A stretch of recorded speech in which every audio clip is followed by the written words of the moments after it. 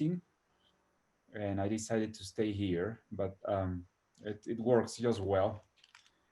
Um, I'm 38 years old. I've been working for, uh, I guess I could say a long time now in clay since 2006, about 14 years now. I graduated as a mechanical and electrical engineer, but never practiced. I just went uh, out of school, and next day I was working with my clay. I never really gave a chance to engineering, and here we are. Let me show you a little bit. I'm gonna share my screen. So the place where I live is a small town of about 1,500 people, and we have been making pottery since the late 50s, so over 60 years now, 70 almost. Uh, but this tradition started as a way of replicating the old pottery from the Pakime culture. And this culture was part of the Anasazis, from the southwest of the United States. And they disappeared before the Europeans came to this part of the world. So nobody, like, just like the Anasazi, which were which are an older culture, um, we don't know where they went to.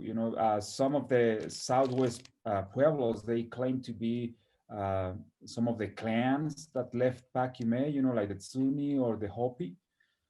Um, and the pottery that the people from Pakime left behind, in the burials and the um, ruins of their cities and the towns, became very well known for scholars and um collectors of old ceramics after the city of Pakime was uncovered.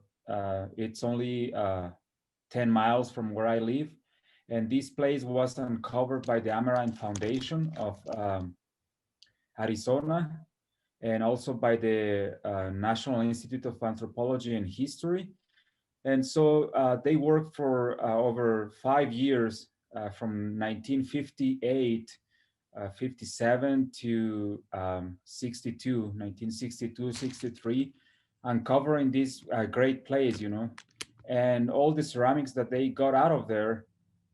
The people who has been living in the region, they had been coming up with all these pieces themselves before knowing anything about the culture, because all the modern towns are built on top of all ruins, pretty much.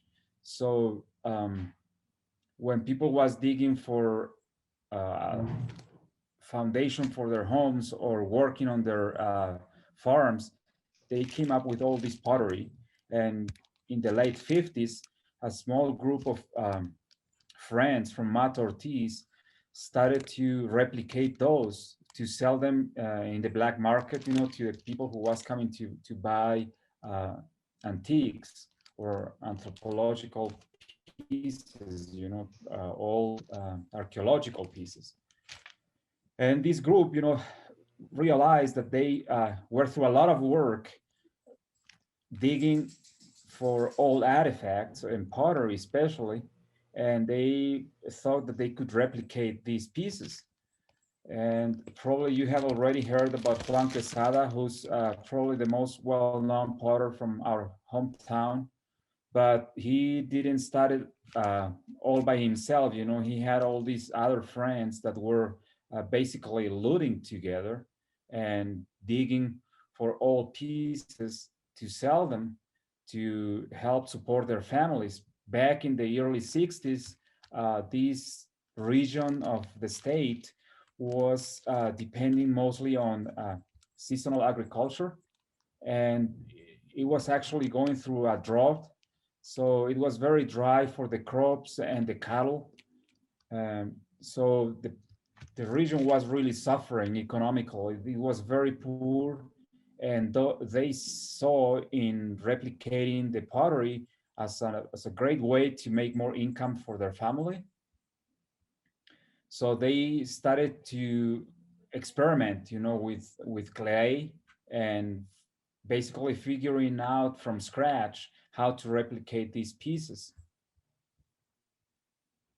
And it evolved from there. The first potters who basically, as I said, started looting, to come up with these pieces, became eventually um, potters, full-time potters, and then started selling with their names, signing their pieces.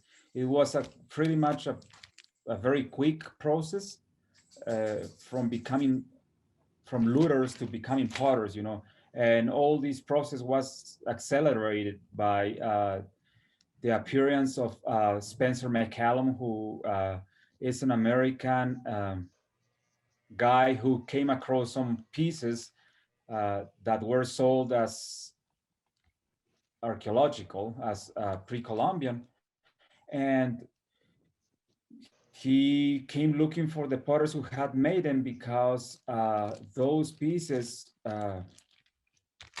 didn't seem to him like they were archaeological.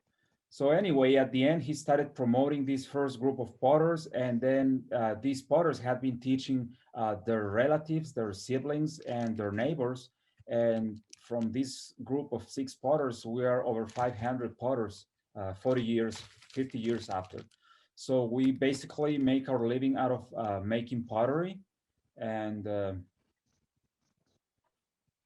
well, what else? That's it. From that to today. Uh, I met Ken personally last year at the NCICA conference in Minneapolis, and so a lot of the potters these days have been traveling and doing workshops and traveling shows and exhibitions.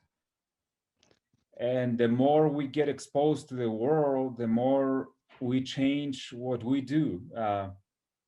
The first potters focused a lot on the pre-Columbian pottery from Paquimé, but also on the pottery that the Mimbres culture did.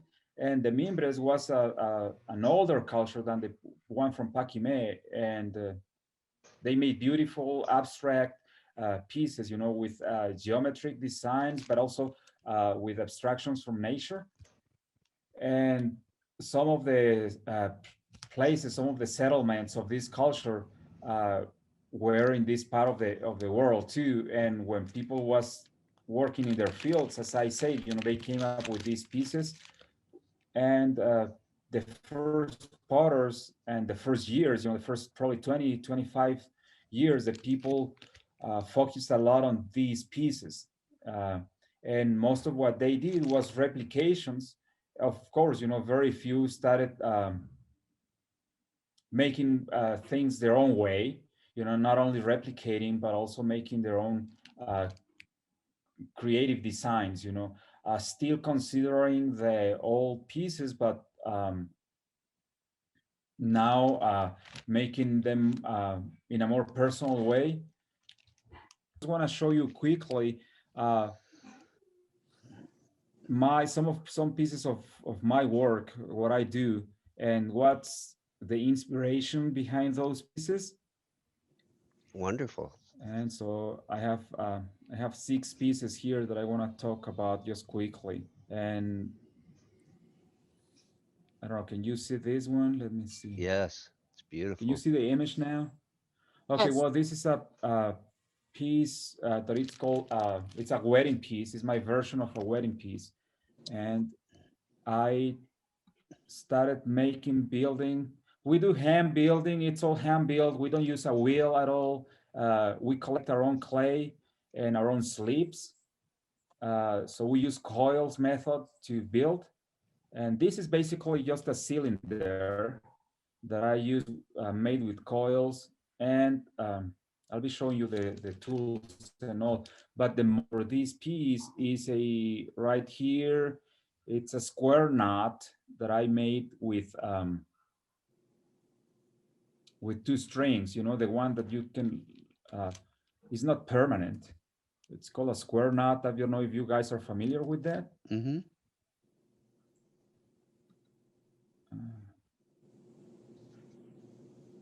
So it's two color strings, what I try to model.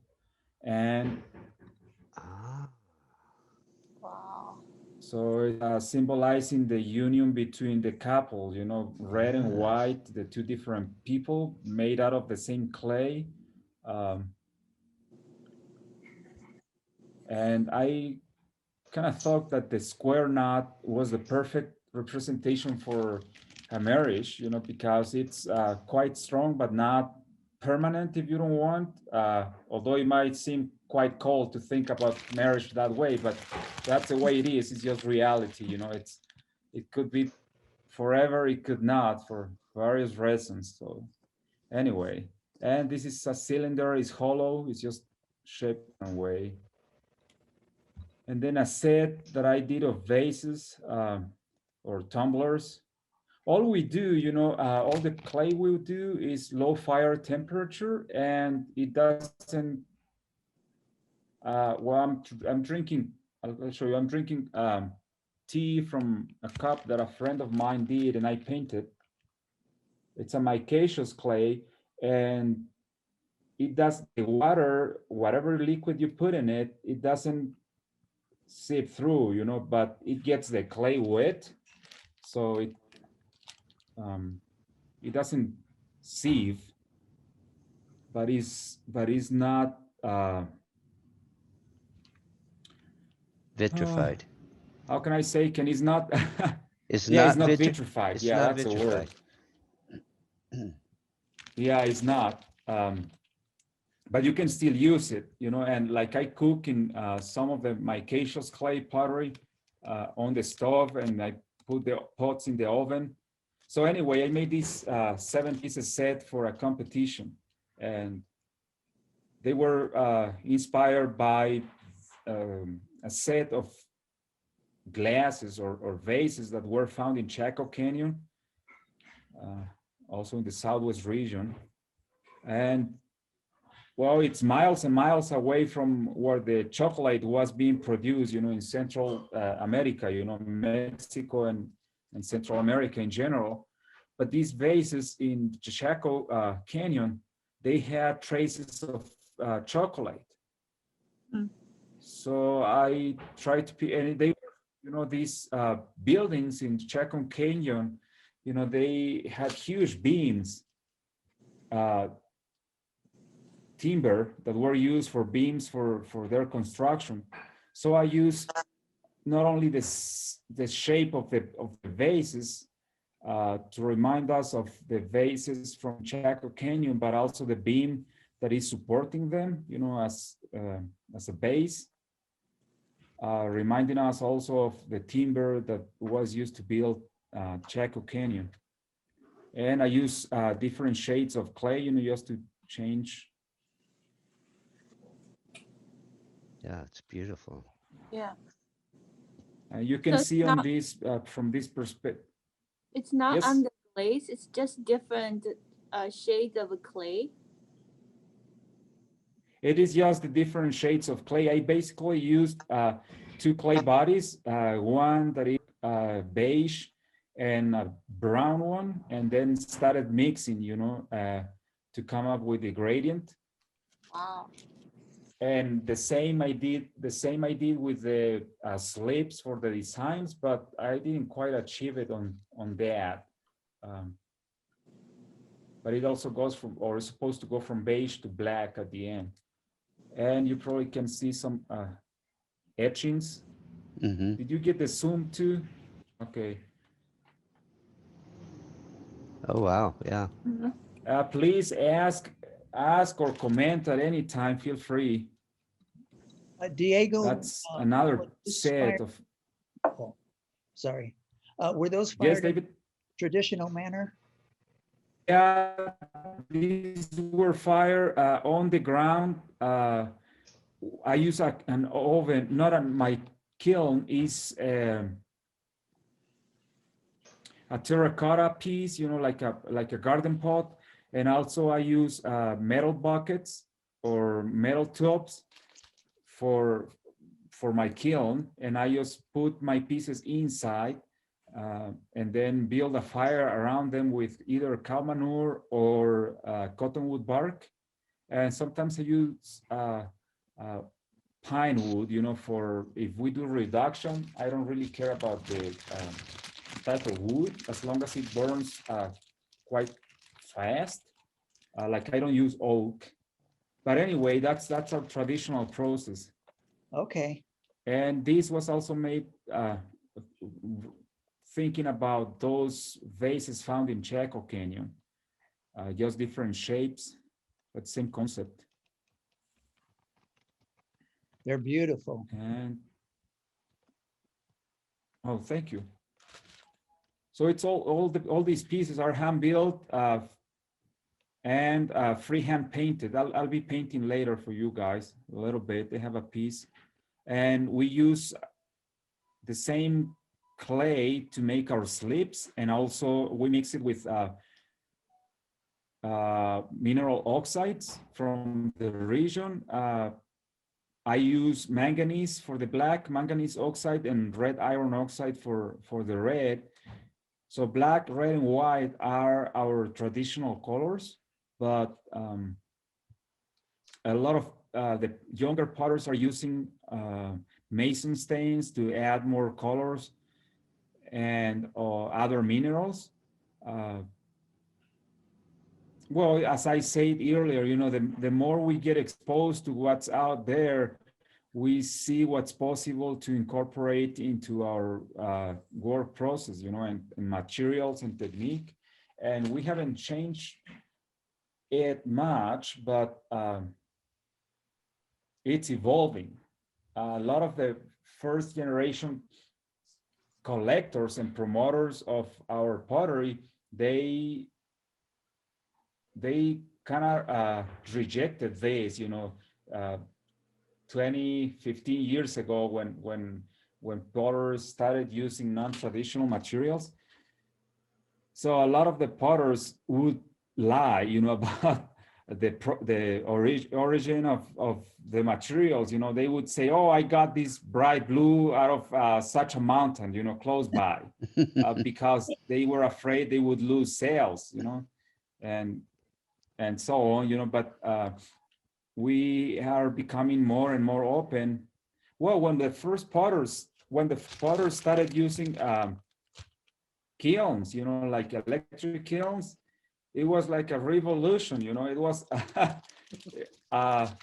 it was crazy because everybody was so happy, you know.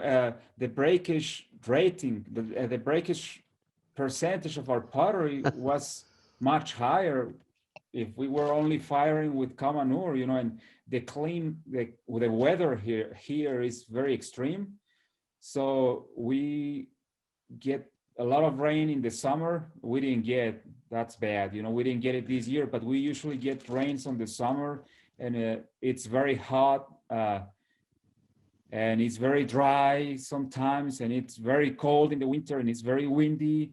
And firing under these conditions, it's almost impossible, you know, with the traditional method. And we were losing a lot of our pieces. So in the 90s, when the first potters started using the kilns, electric kilns, you know, it was great for us. How did That's a little Juan serious, receive you know. that? I recall Juan not being real comfortable with potters not following the traditional methods that he had revived. Well, I'm I'm one of the youngest potters, Ken, and I'm a heathen in that respect, if you want. So and this is, I don't know this for sure, you know, but the first potter that started using an electric kiln, I believe it's Juan. First of all, he's the one that could afford an Sure. electric kiln. But I think this rhetoric, you know, about tradition and all was just out of fear of not selling. because Mm, this is our only economic activity.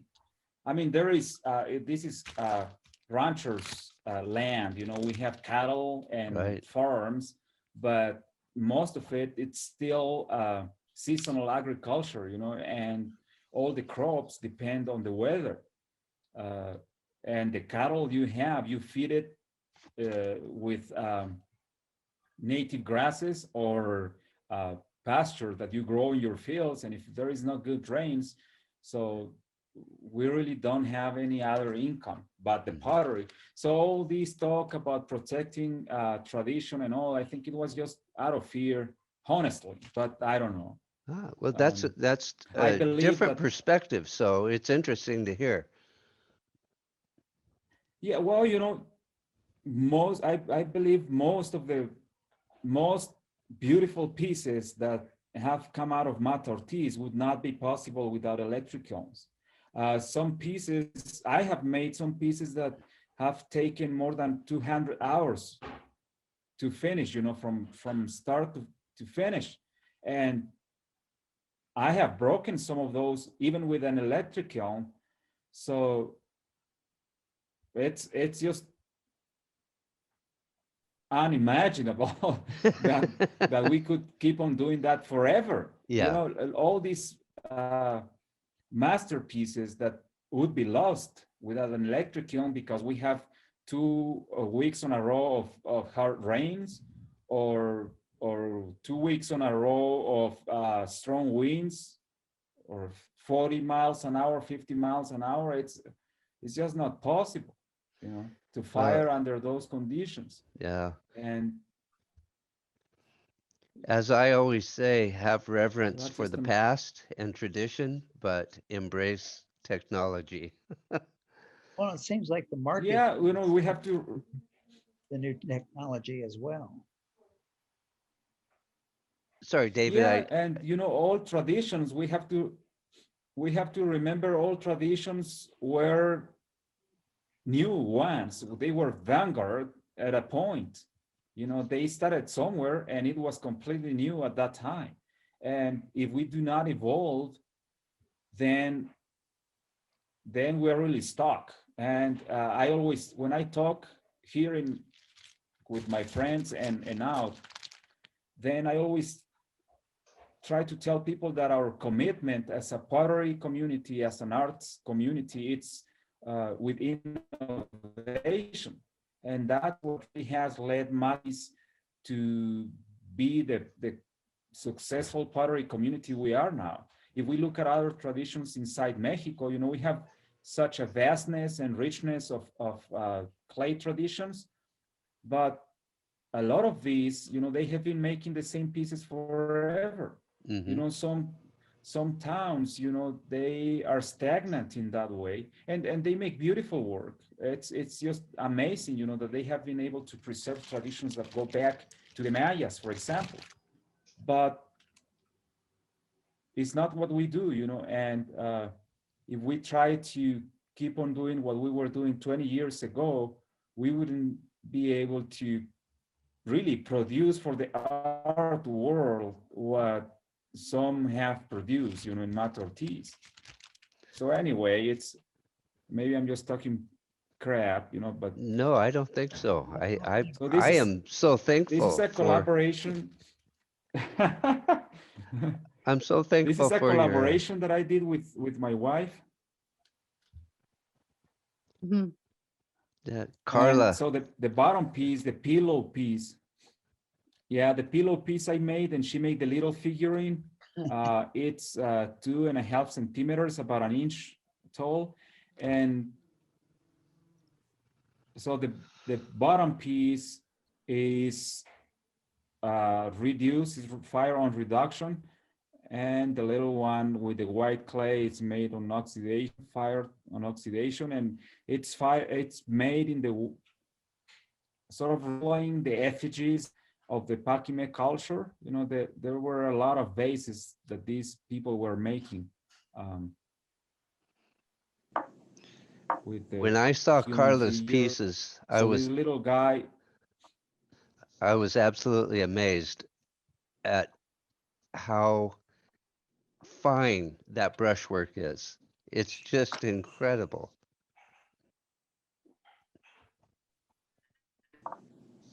Yep, she's miniatures, and here's another one of hers. So it's Oh, so cute. so that's about the real size. I don't know what size your screen is, but these little figures are probably an inch tall. Wow, that's beautiful. This little guy is talking to himself. Um, it's like the ideas of this big guy coming out of his head and soliloquium. Yeah, I love it. And all the work you see here is freehand painted. It's line by line with a human hairbrush. That's just amazing.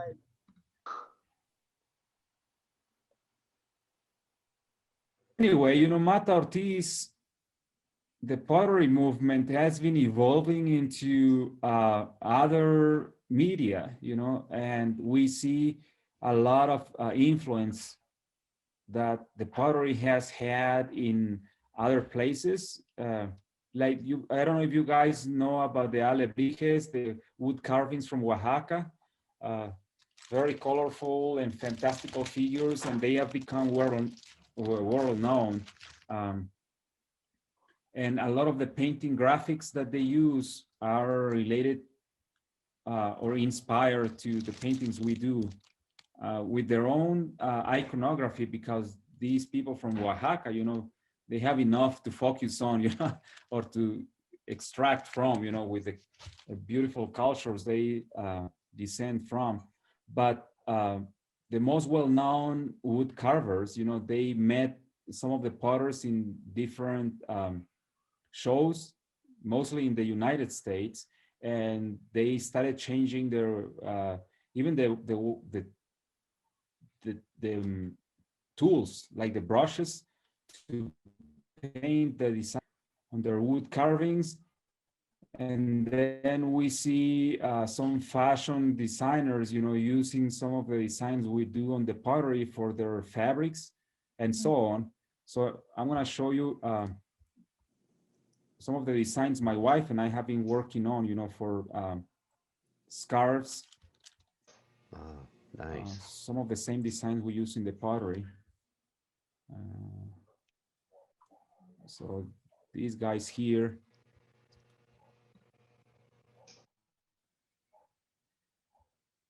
So anyway, it's just another way of using the same iconography.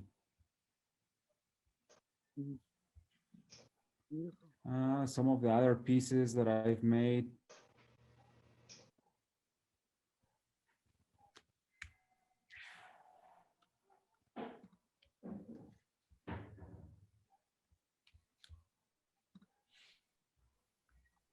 Oh, it's beautiful. Wow. Well, anyway, that's it for pictures. So if anybody has comments or questions, then shoot. Ken could answer. Can you hear me? Can you hear me? Yeah, Patti. Yes. Hi, I got in. Oh, I'm so sorry. Anyway, I got in late, but I'm really curious about the symbolism and you know, how, you know, from tradition, it probably had a lot of meanings, and how has it evolved on this current contemporary ceramics? Is it still have the same types of meaning, the symbolism, or have they evolved and changed and they've kind of maybe become not so much that they have meaning anymore, but they're totally aesthetic, visually aesthetic? Is that they're used in from an aesthetic point of view. I mean, we started, as I said, this tradition 50 years ago, 50 some years ago, but the people who started replicating the pieces from Paquimé were not genetically related to the people from Paquimé. So, and the culture had really disappeared. They abandoned their main cities in the late 1400s. So before the Spanish came to this continent, and the meaning of their designs was lost. It's probably some of the clans of the Pakime culture migrated up north and became what we know today as Hopi or Sunni. At least that's what they claimed, or the Akama people. They claimed that they are some of the clans that left Pakime. And of course it's we can see in the designs, it's very related to the Southwest pottery, the line work, the iconography.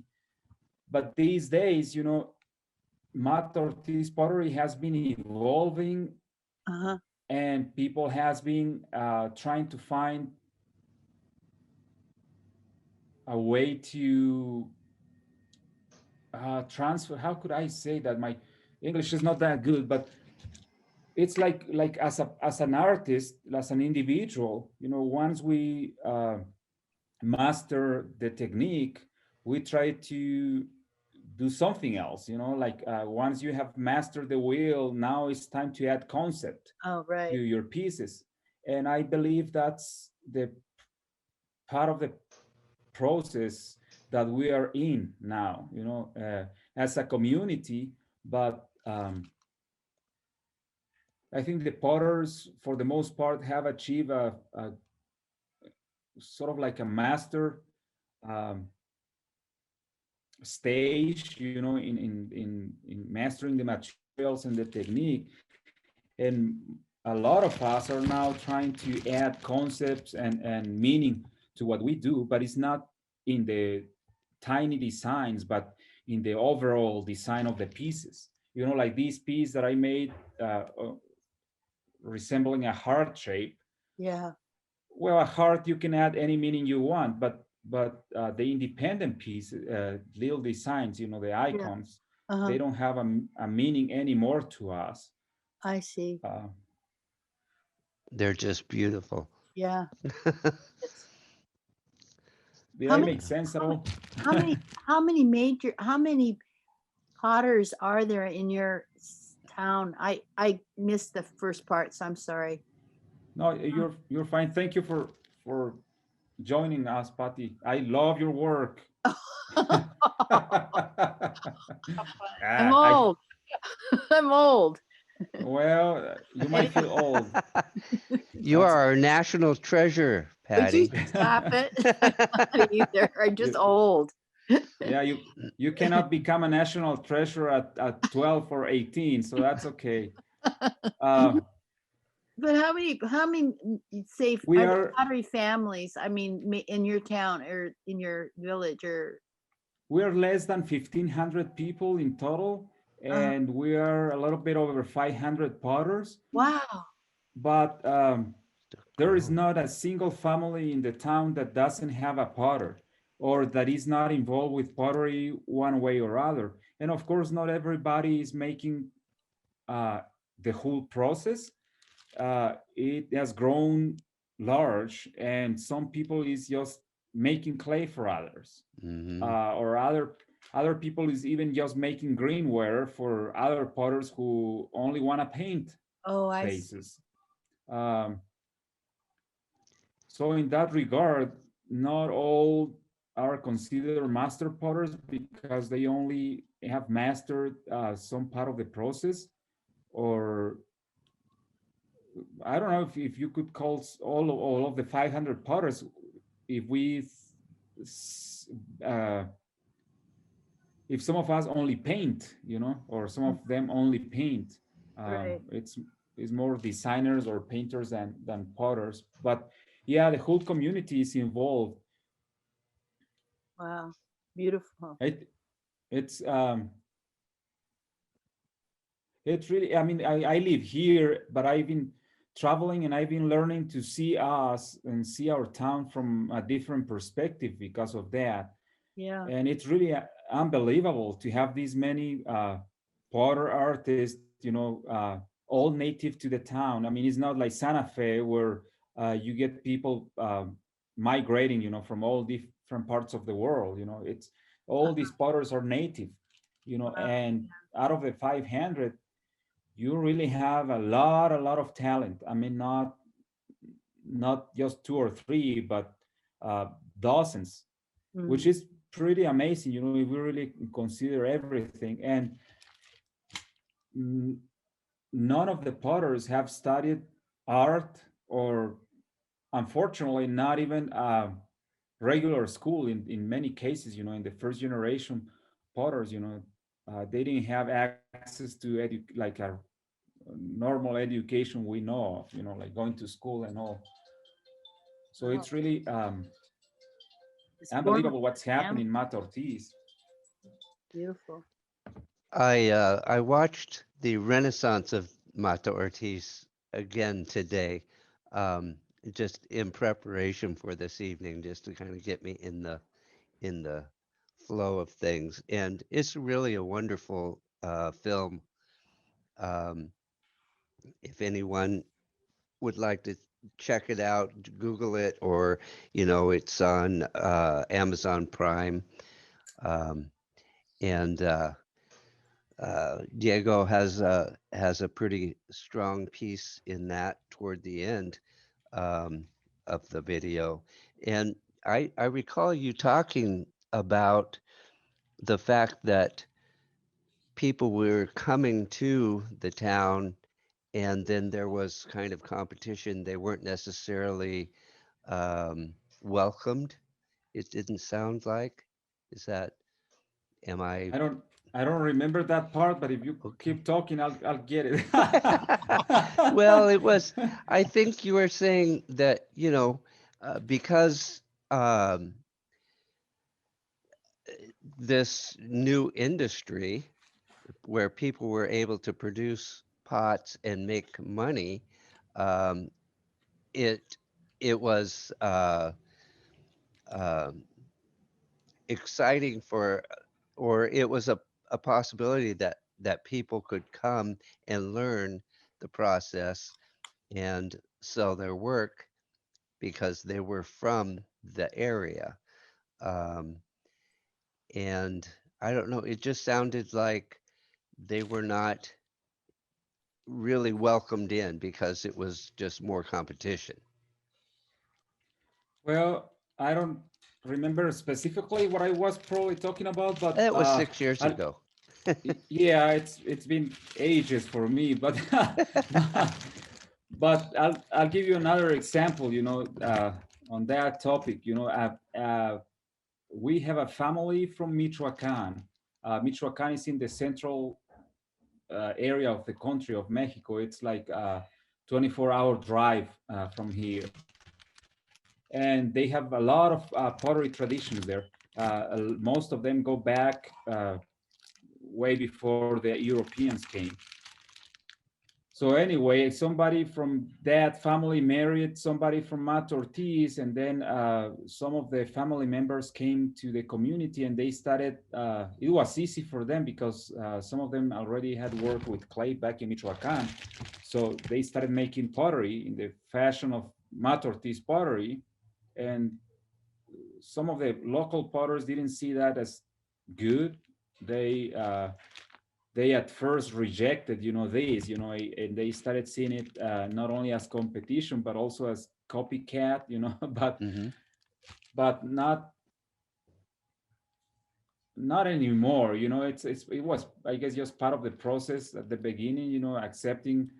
Uh, I mean, they were not making uh, anything different than what we do, and they're living here and they're using the same tools. They are using the same materials. So it's just adding to the community, at least from my perspective. It's just making our tradition richer.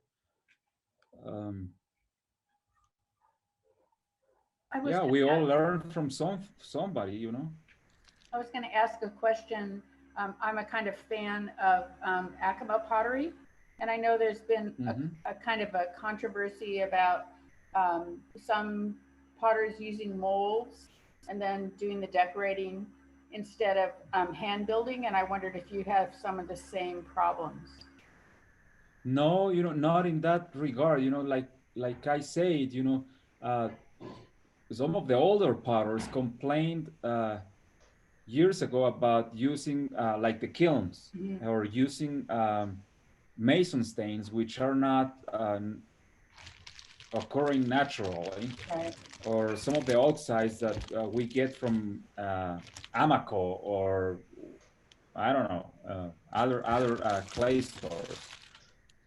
But uh, as I said, our only commitment in Mata Ortiz, because we don't have ties to like the pueblos, in the southwest, we don't have religious or cultural ties, that could limit our creativity, because that's what really happens, as an artist or as a potter, you get limited if you're not allowed to Right. use all of these, different colors, different materials. But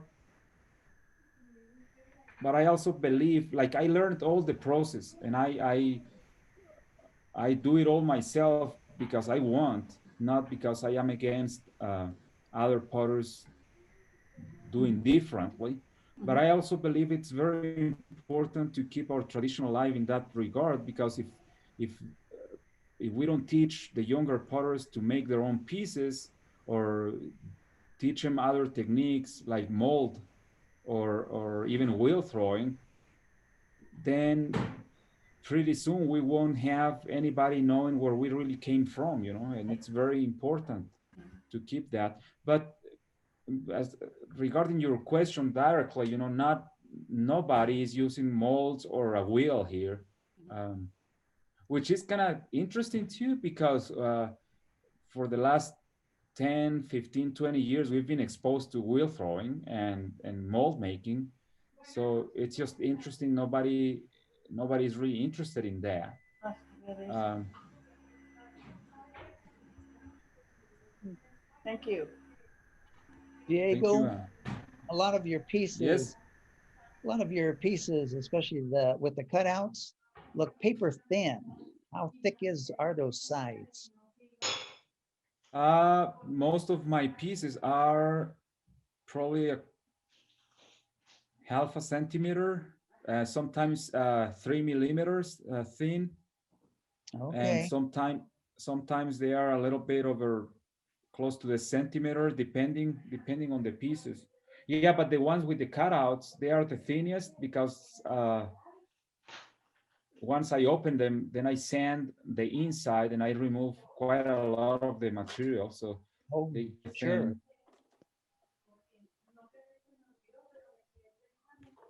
Well, let me May I ask one more question? stop the screen here. I love Sure, the sure. titles of your pieces.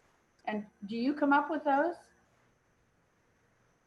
Oh yeah, yeah. I've been struggling for the last years, to add content to my pieces. I feel boring sometimes, or bored, and it's very, very frustrating. I'm sure some of you have gone through these, but I got very frustrated making in my mind, or repeating the process so much, and not really being able to communicate anything with it, um, beyond the beauty of the pieces, because some of the pieces I like myself, I like them, but I kept thinking for the last years, is this all? Banging my head against the walls, is this really all? And it's frustrating, because of the tradition in that sense is limiting, or not really helping much, because if I want to make something in the Mata Ortiz tradition, then it's got to have painting, the line work, and it's very abstract, and it's much harder to communicate something. So I've been starting to make figures, like more figurative work, like and especially collaborations. The collaborations with Carla, they have allowed us both to speak a little bit more, and and and, and communicate a feeling or an idea in a more in an easier way. But I'm just in the process. It's hard. I'll tell you, it's hard. Well, the pieces, the Choco Latte, and they went from chocolate to milk. It was, I just thought Uh-huh. it was such a great little mind game. Uh-huh. Yeah. Yeah, sometimes you hit a good idea and then you're able to express it well. And that's Really it. adds something really nice. Well, I'm gonna show you. I'm gonna build a small piece. Oh, wow. So Okay. I'll show you what we have here. I have some clay. The clay bodies we use are we dig from the region. It's a pretty big region. I mean, it's not that. I mean, it's basically the whole Chihuahua state. Miles and miles of terrain, and it's a very rich area in clay deposits. So for this clay body, I used two different. I dug up clay from two different places. One is more to add temper or grog to the clay, and the other one is to color it, to call it some way. This red clay that we dig up from the mountains, it's very red, but it breaks a lot. It lacks some of the temper that we need for the type of firings we do. So we mix it with other clay. And I'll show you the tools. We use what we call a mold, but it's basically just a base or a bowl out of plaster. And we start most of our pieces inside these bowls. Um, we roll a tortilla, what we call a tortilla, but it's a slab, but it's all the technique words that we use are kitchen related. All the tools that we use are kitchen related. So some of the scrapers that we use are spoons and knives, more knives, and plastic cards for scraping, piece of PVC for rolling the tortilla. So that's how we start. We start by rolling a slab and then pinching into the mold.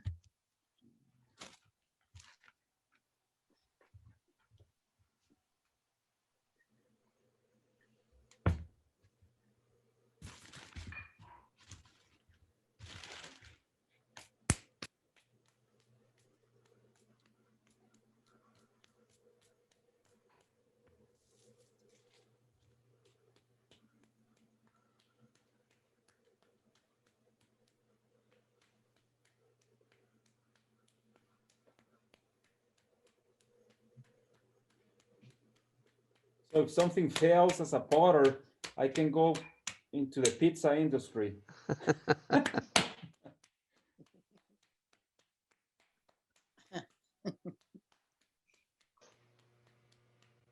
And then I'm ready to roll and make it even. Just use a piece of plastic.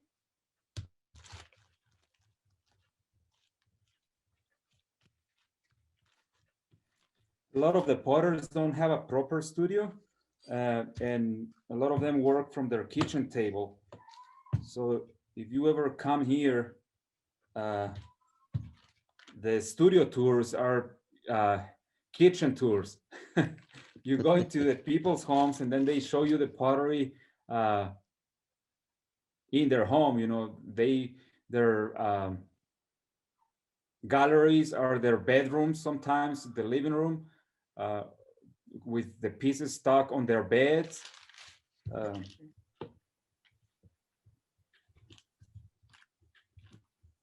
I say something, Ken? Of course, Sure. Patti. I'm impressed how clean your studio is. It's so beautiful. He's in his office, actually. Yeah, I can't, my place is really embarrassing. Oh, well, you can see Well, what. this is Ken's the studio is work. This is the clean. painting studio. So I just paint here, but where I make my pieces, my building studio is a mess. And then we sand, all of our pieces. So we sand outside, but I had to sand a piece yesterday, and it was very windy and cold. So I had to sand inside, inside the studio, and I don't have an exhaust vent or fan. So you can imagine the mess that was there. I- And I have a small bending wheel for.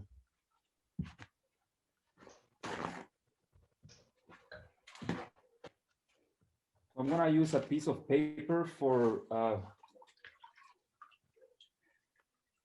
just to help me. It helps the clay not to stick much on the plaster.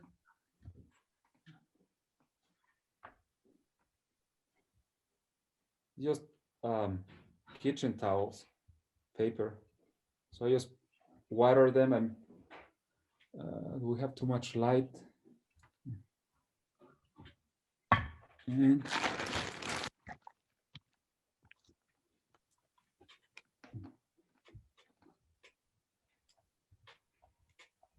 just pinch it into the mold. We call it a mold, but it's nothing but a base.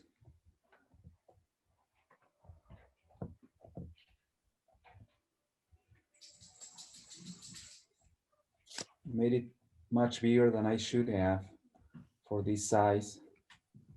It's okay. The clay we collect is dry, from out of the ground, and we just mix it with a lot of water to clean it, and then we strain it and sieve it. So it's very fine. It's a very fine clay body. It's not quite like porcelain, but it's closer to porcelain than uh, other commercial clays, with almost no grog in it. And that allows for the very fine surfaces that we create, when burnishing, or even just by buffing, sanding. So I'll show you my trimmer. It's a syringe.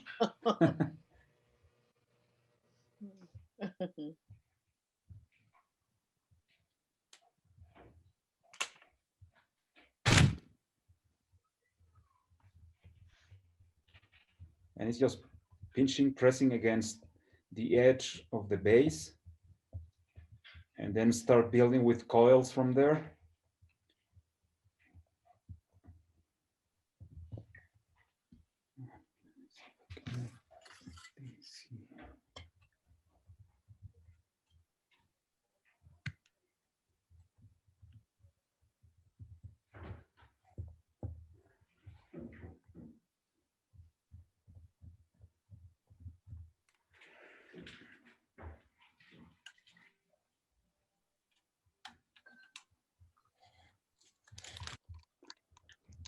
To have a better view for you guys.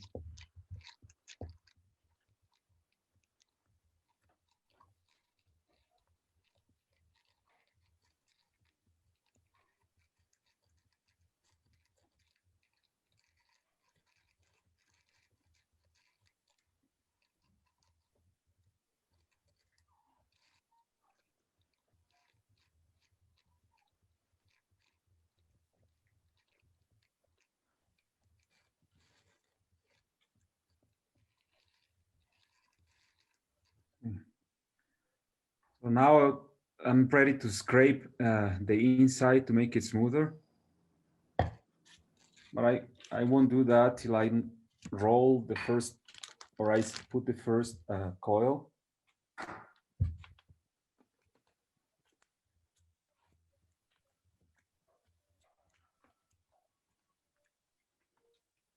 So I just roll the coil on the table.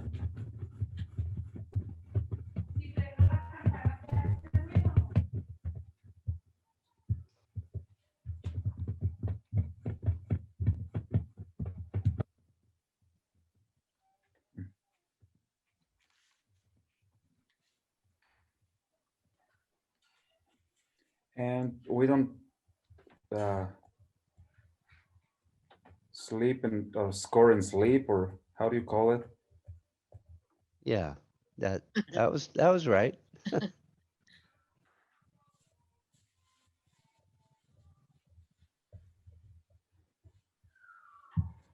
So the two pieces are stuck together. I'm just pinch them together even more, and then start building the form.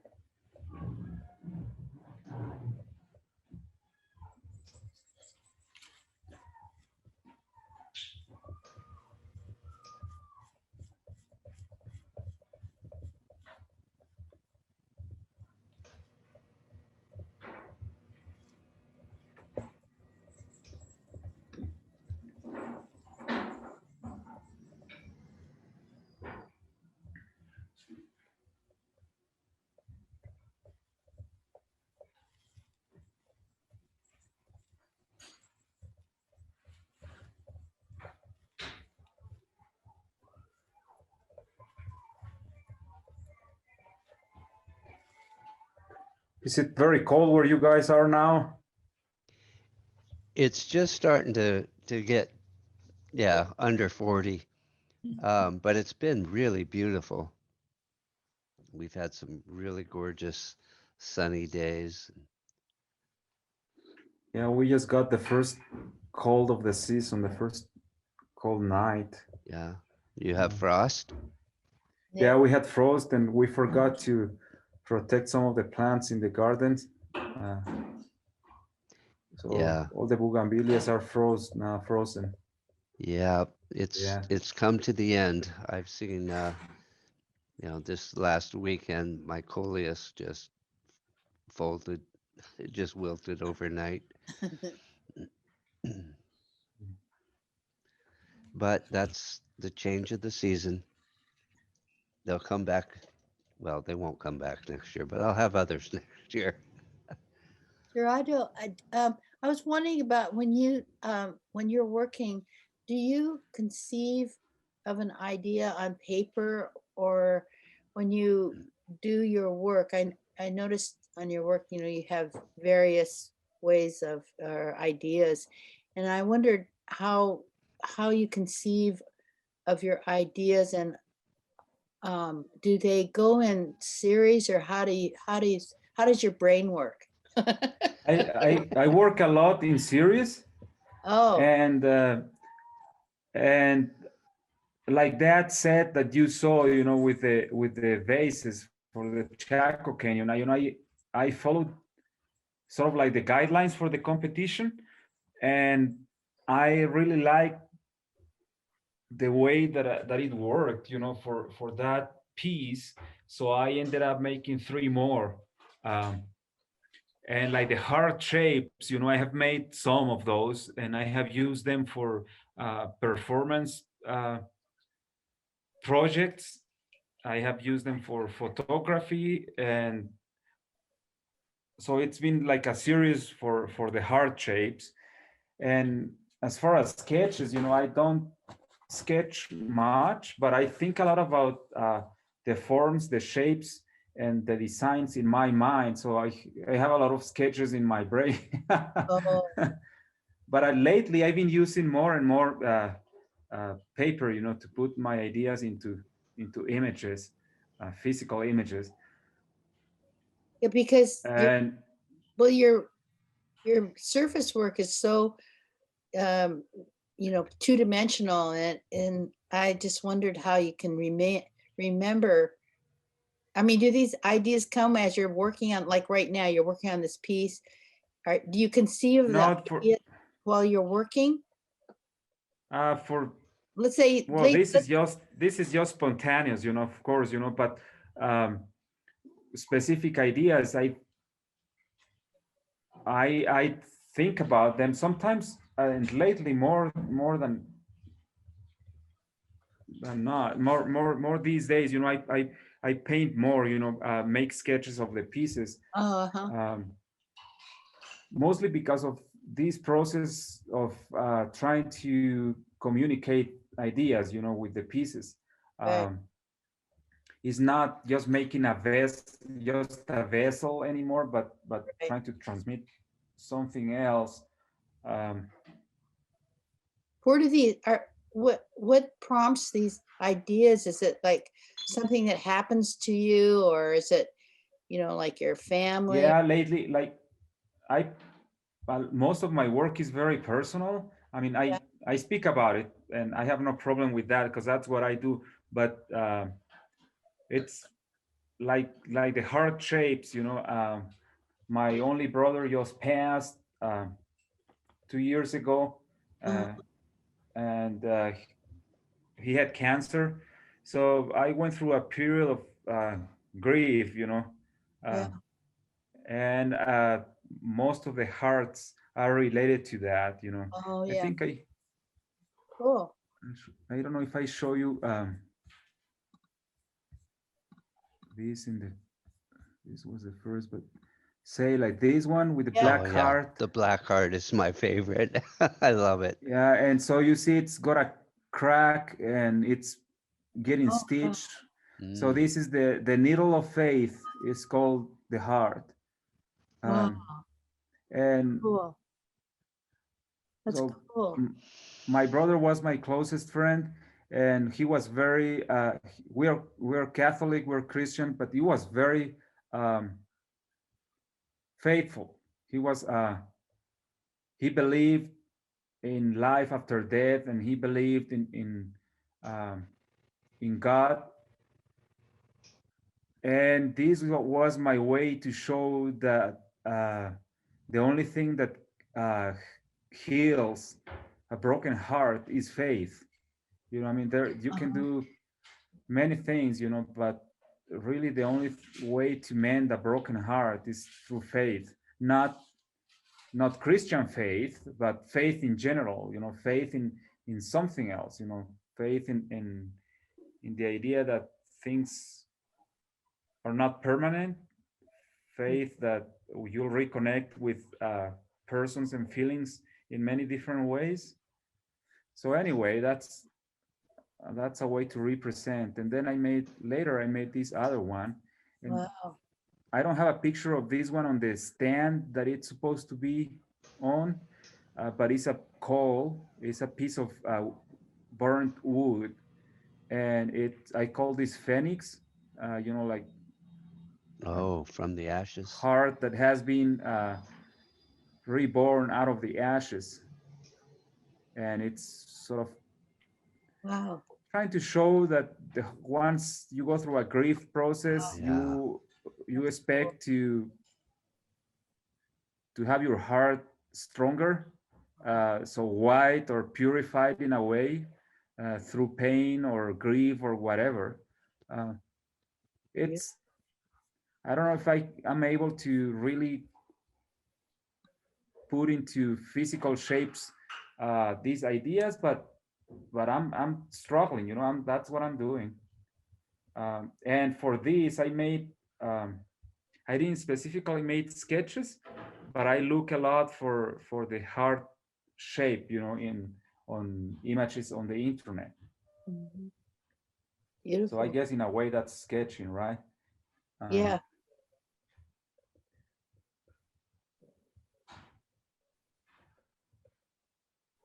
so that's how far the bowl is. Huh. So it's So quite bumpy on the inside and the outside. So before closing the shape, I'm gonna use a scraper. so Diego, from what I see, your techniques Mm-hmm. are quite a bit different than Juan's from the workshop that I took from Juan. Um, Mm-hmm. does everyone have well, I tell this to my students all the time. I'll show you what I do, and you'll do. Um, I mean, you can try it, but you're gonna find your own way. So, do all the potters have uh, a variance of the same Yeah, technique? we all have our own little twist, Hmm. for for the technique. You find what works And best for the you. way we learn in Mata Ortiz, it's quite really quite remarkable because we're not told much what to do. Like I learned with my neighbors, and I was a kid and I was playing with their kids. And if it was time for them to fire their pieces, well, I just joined them, but we were called from the streets and they say, hey, it's time to help us fire. And so you were asked to chop the wood or prepare the kamanur. And just by following what the older potters were doing, we learned, what type of fuel worked. But we were not really told, hey, you have to use these many pieces of firewood, or so we Mhm. learn by seeing and doing, Right. and like Experiential. learning to make the bowls or the pots. Uh, I don't remember ever being told, you have to make this shape, or not even the first time that I made my pieces. I was told start by making a small piece or a bigger piece or this shape. Uh, I was just given a piece of clay and I sat by the table that my friends were using, and they gave me a little bowl and they say make something. So I watch them and I try to follow, just like you say, or you talk to your students, follow what I'm doing. But um, I was never told, oh no, you cannot do this, you cannot do that. Um, we just did Yeah. The clay our teaches you a best. lot of that, what you can and can't do.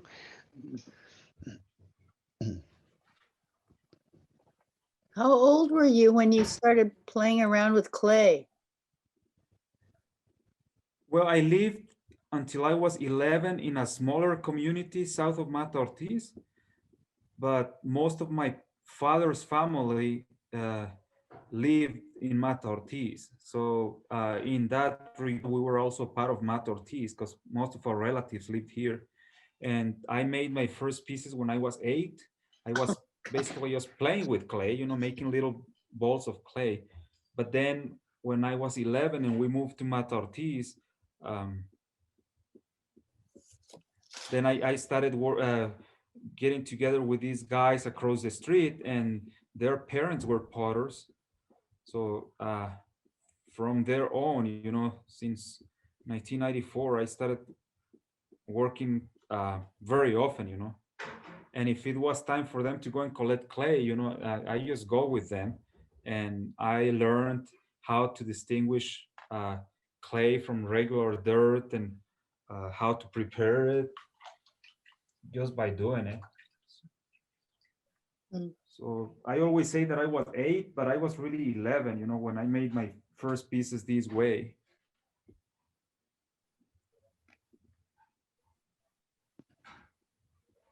So I just scrape the inside.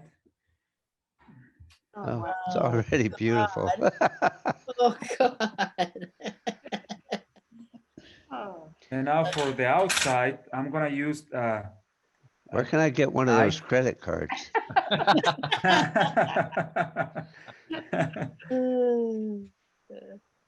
So I use a serrated edge knife and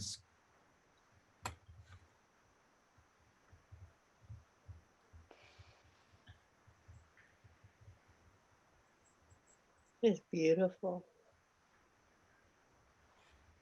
When did you decide you wanted to be a potter?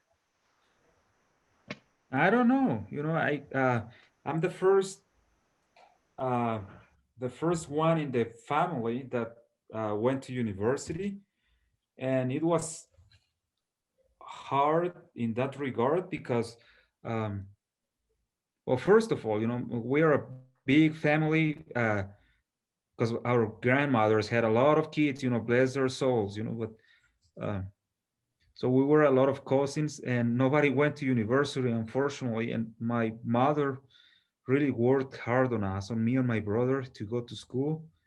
And when I graduated, I did really good in school, and I never thought about doing anything else but becoming an engineer. and and then things happens, life happens. I blame I blame it on a couple of happenings, but I guess in the back of my mind I already knew that I wasn't going to be an engineer after all. The chances of getting a good job as an engineer here in the region uh, were very slim. And I couldn't see myself stuck inside four walls. Uh, Gorgeous. being an engineer, um, I'm stuck inside four walls for a long time painting my pottery. That's different. That's different, definitely. But in 2006, when I graduated that year, the American Museum of Ceramic Art came to organize a show for Mata Ortiz. Um, you probably know about David Armstrong, the founder. Yeah. So I met, Hmm. so I met David, and What I year blame was a lot that? on him. What year? That was in 2006. I'm sorry, 2006. They started organizing a big show for the 40th anniversary of Mata Ortiz as a pottery community, and I was hired as a translator to interpret for the potters and the museum staff. And I had some pieces that I had made for the competition. We have an annual pottery competition, and I had already made those. I don't remember if the competition had already happened or not, but these three pieces that I had, I showed David, and he liked them, and he offered me to put them in the show. And that was unbelievable to me. Um, I didn't really know much about anything, but I have always followed my heart, and I didn't think twice about it. I was about to sign a contract with electricity company in the city as an engineer, and I didn't sign that. I said, no, I'd rather sign with Mr. David. I think you made a good call there. So did you go to college and graduate with an engineering degree? Yep. Wow. I got my diploma as a mechanical and electrical engineer, and I graduated top of my class, and I was given uh, an award that I'm very proud of, although I don't know if I could say that because never really practiced, but the National Association of Engineering Faculties and Schools uh, gives an award to the top 40 or 50 graduates. And I was able to get it that year and it's a national award, for both private and public schools. So I really didn't think I was going to do anything else but uh, engineering. Wow. So God, anyway, so all my amazing. some of my teachers were not really happy, I guess, at the beginning. And as I said, not having or being the first one to go to school in the family, just I didn't really think about it, but in the back of my mind, it was a heavy weight. I say, oh, I'm really giving everything away, or am I? And now that I think about it, I was quite irresponsible, um, because well, I didn't have anything secured, either way, but I guess my family had invested a lot, both economically and emotionally in me becoming an engineer. But well, what the hell, we only live once. There you go. And you've received a lot of other awards. So how long Well, have you been doing ceramics? Pottery. I started from there on, 2006 till today, 14 years now, God, full-time you're just a potter. baby. Seriously. It's 14, crazy. 14 years. Oh my God.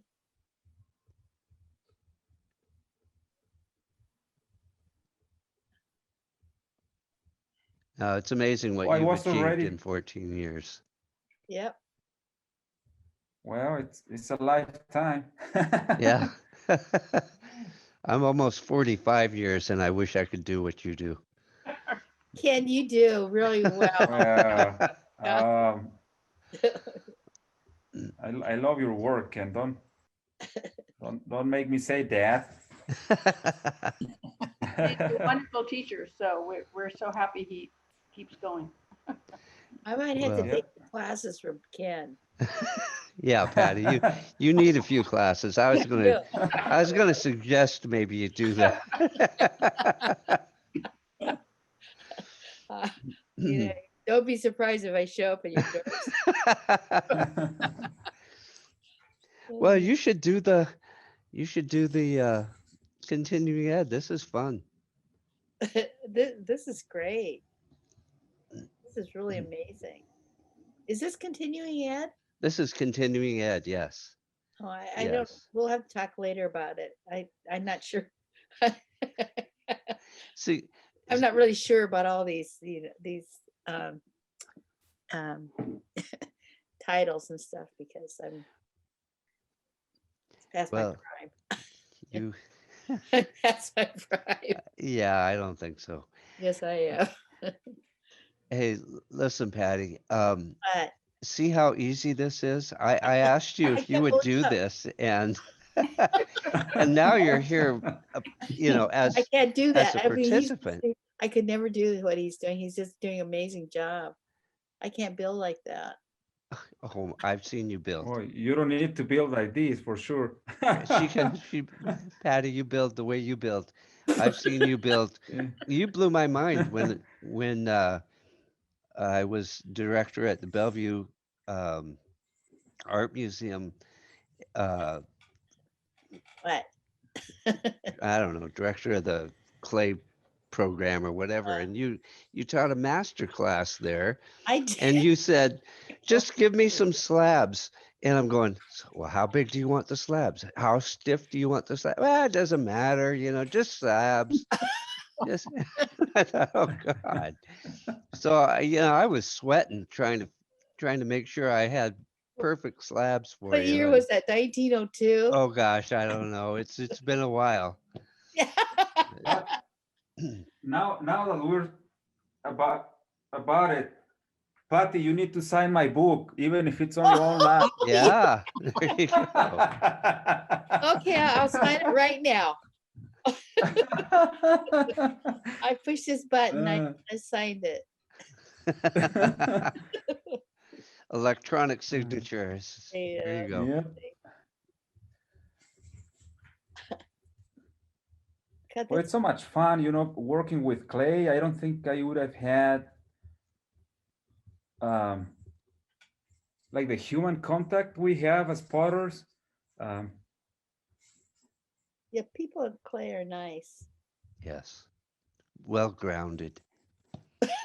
Some of them. well centered. Yeah, well, right. sometimes. You know what I think about clay? I think about clay Yes. as a shrink. You go into a shrink. No, I really do. It keeps it makes you, I don't know, it's like going, I don't know, it's very peaceful and I would agree with you. how about you? Are the other people in your class or Ken? Pardon me? Are the other participants in your class? I have, well, it's a very small class this time. Great. I have 4 students. I have Bing and Kelly and Nancy and Rayanne. Great. And they're all wonderful students, and it's been a lot of fun so far. And hopefully we'll do this again. This is Yeah. amazing. This is an amazing opportunity. Well, the fact that we're forced into this kind of virtual world here, opened up the possibilities, I think, for this type of interaction. You Yeah. know, we all need to get together with friends, and it's really difficult during this COVID time. Right. But Yeah, to and be able to see people like yeah, Diego and and yourself and the other people that I brought on here, Carol Gothrow and Paul Mativier and Pete Callis, and they're just it's just really been a lot of fun. And I cool. think the students, I shouldn't speak for them, they can speak for themselves, but from what I understand, they've really appreciated these kind of little workshops or It's surprisingly intimate, even though you think the technology being kind of cold. But the classes have just been so inspiring, and seeing so many. I mean, right now I'm in the presence of three amazing potters, and the classes made that possible. So Well, I mean, like I feel it's kind of the same way. Like I get to see these people that I never would meet otherwise. right. It's really neat. I feel the same way. yeah, I love watching people work, you know. I learned tonight. I learned something tonight. What did you learn? Well, Get a credit card? no, I do. I discovered the credit card too about probably in the last year. It is great. I get these. It's great. They're different than the steel ones, but I learned tonight about how to be orderly and how to make the insides of your work really beautiful. I mean, that's he builds just incredible. Yeah, Incredible. yeah, no kidding. He's almost finished. I can see. Is he finished? Oh my. No, I was real I surprised. just I have one more coil to add. I'm Oh my scraping the inside with the God. spoon now.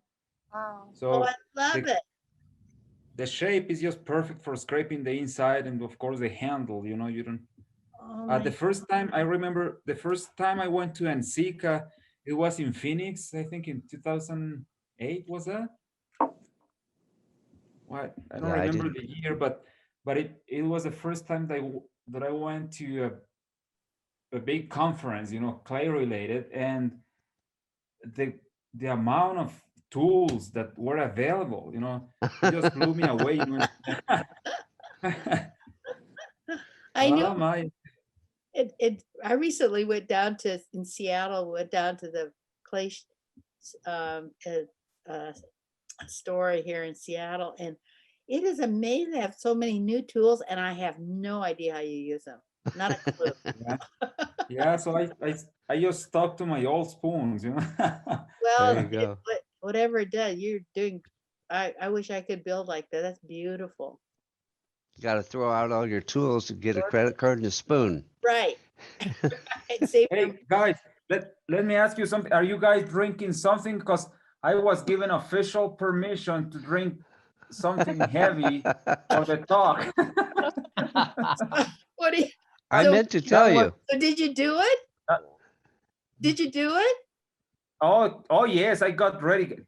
I asked permission to my wife, but he said, "Aren't you gonna be talking?" I said, "Well, the professor can. He gave us official permission." So I have a shot of sotol. Oh, let me show you. Sotol is like sort of like tequila, different plant. Oh, But I want Uh-huh. to show you wow. Is the. that tequila? I want to show you. This is sotol. Sotol, I've Let me never show heard you of it. the beautiful bottle. With the signs from the pottery from Pakime. Oh, it's gorgeous. I wish I could taste it, don't you? I kind of Well, can. How about Well, you? cheers. How about everybody in the class? How are you guys doing? Well, I used to have a glass of something for my class, but today I'm actually at DigiPen in the workshop, so I don't have anything. Too bad.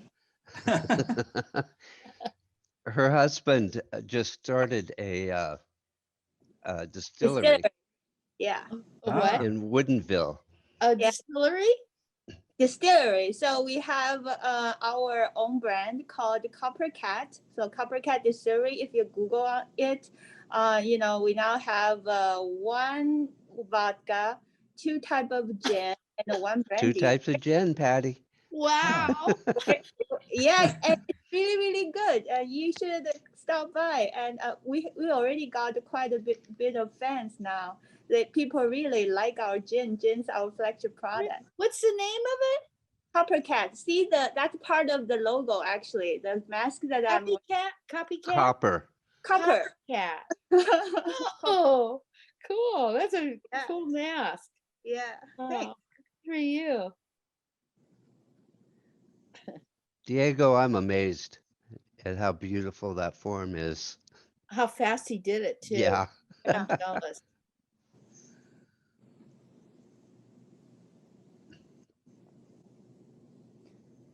Where is he? Is he doing this in Mexico? Down in Mexico?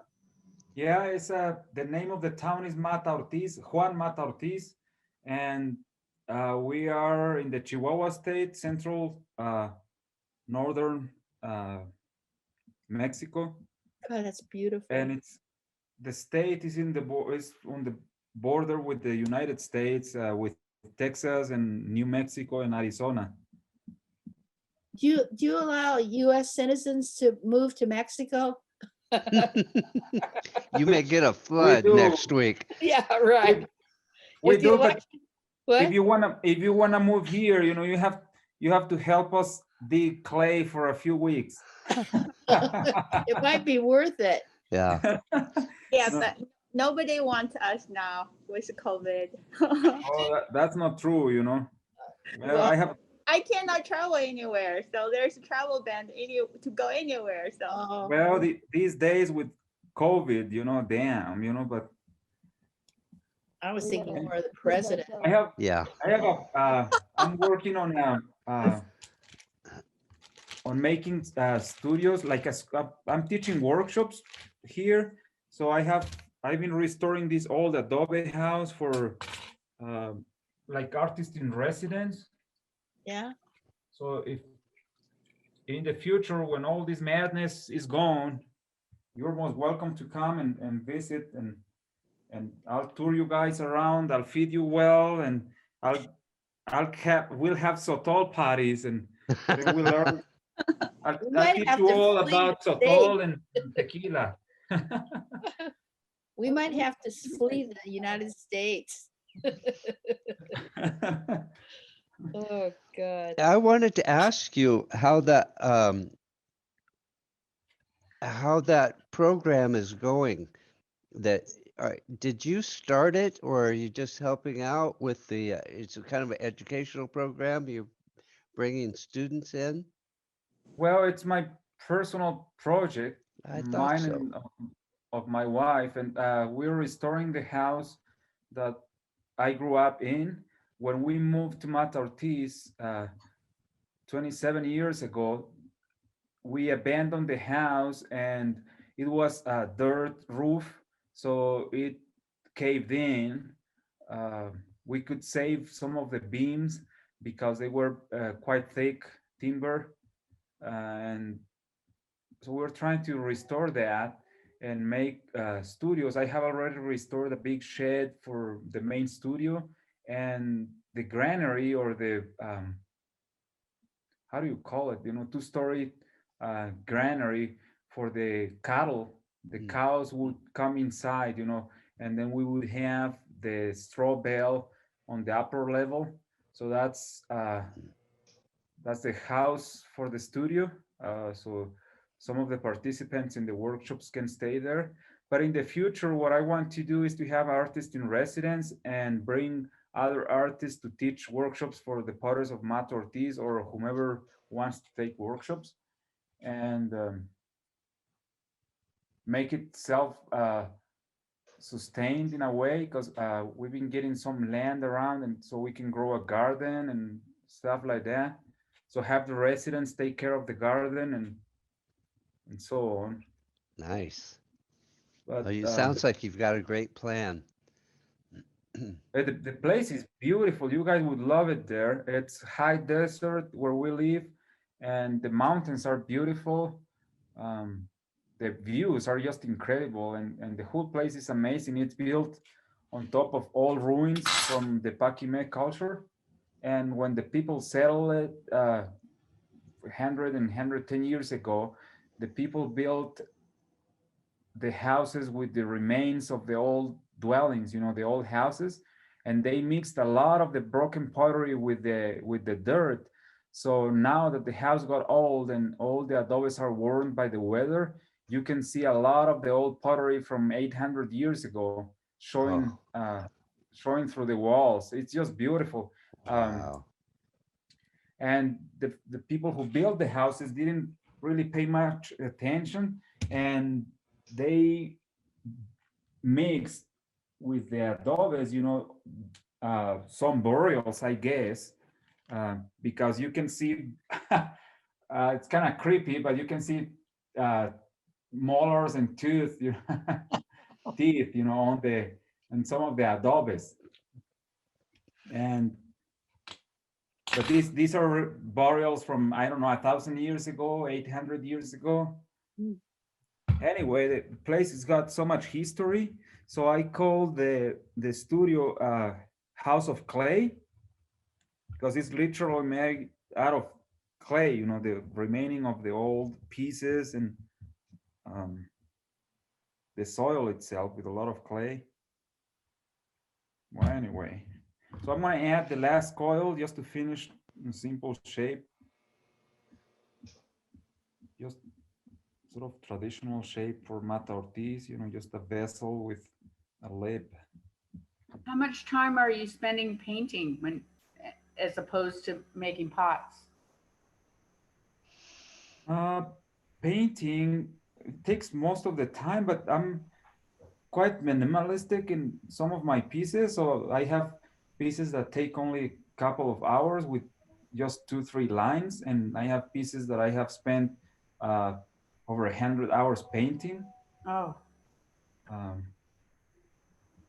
Hmm.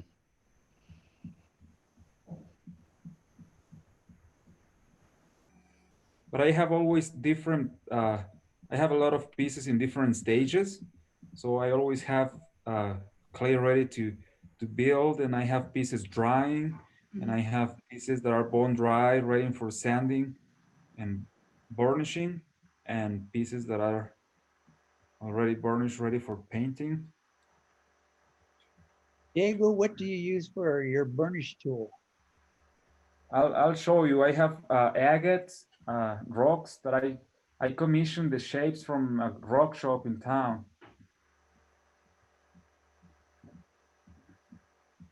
Mostly agate or jasper.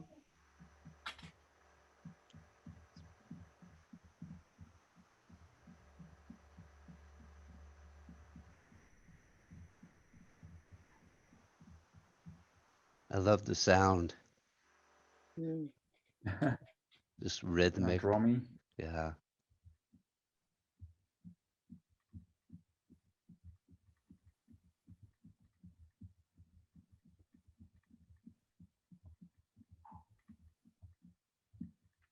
I always leave. I'm amazed it doesn't collapse.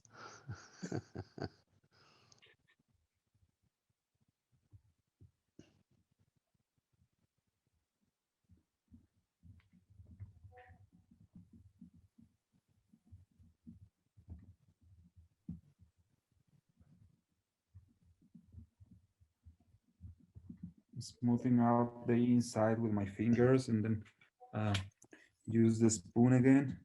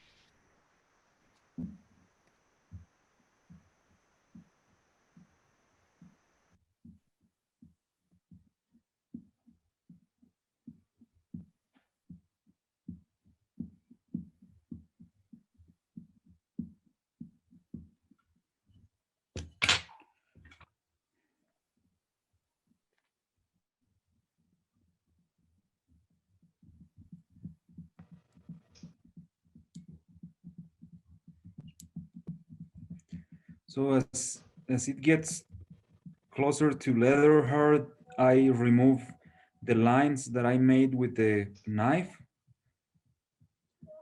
I use just a blade without any like a serrated edge, just a plain knife.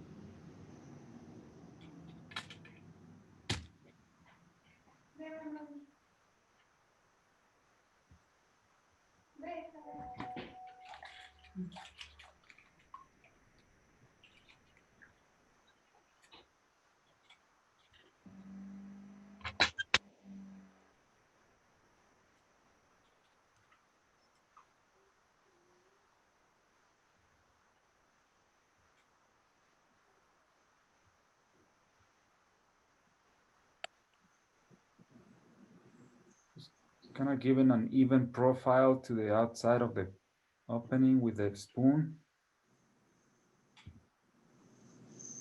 Yeah, just like that. Amazing.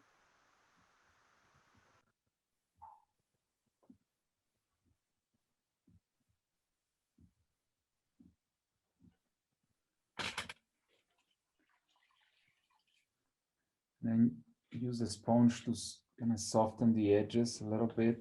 Um, but I keep working on it, smoothing the surface as it dries, you know, and or distorting the shape. Um, so a lot of the pieces that I do with cutouts, I just make the basic shapes like this, and then either leather hard or a bone dry, I do the cutout. But if I do other shapes, I also start with traditional shape and just twist it, you know, just change. So just whatever you would do with your own clay too, you know, just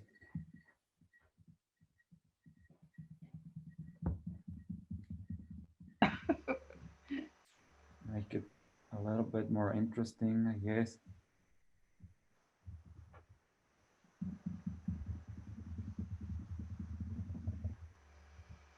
So lately I've been kind of stuck with the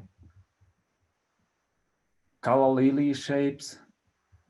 So I've been making that shape in one way or other a lot. And also the designs, you know, the paintings, sort of resembling leaves and flowers of the calla lily. Mhm.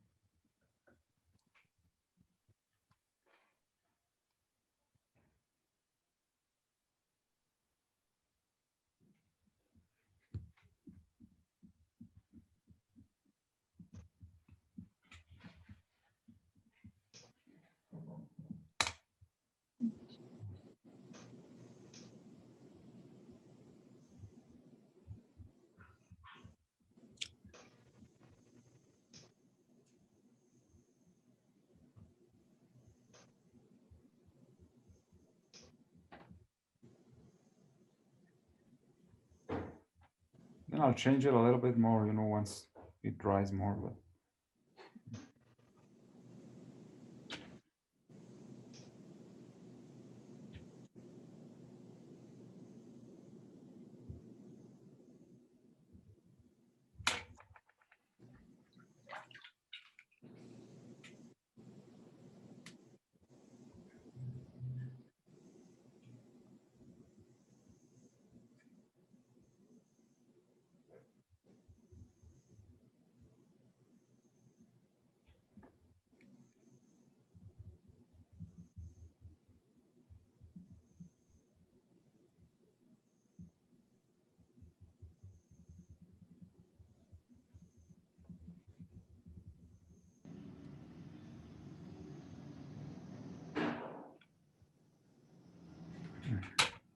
Like that.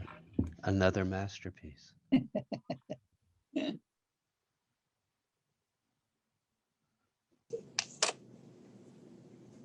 Yeah, it's beautiful.